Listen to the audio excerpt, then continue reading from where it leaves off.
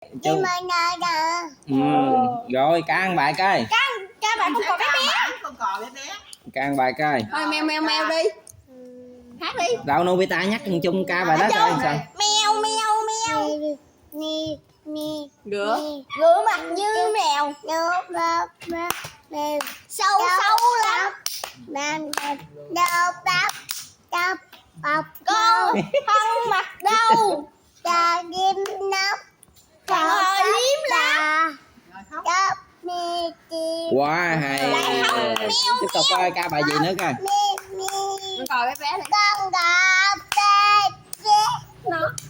Nó Nó là sao? con Gì cò vậy? bé có đậu cạnh chen. Đi không? Đi không hồi mẹ đi đường nào. Thôi kìa. Đi. Dạ. Nó không qua. Rồi vậy hết rồi, tắt đi. Ok.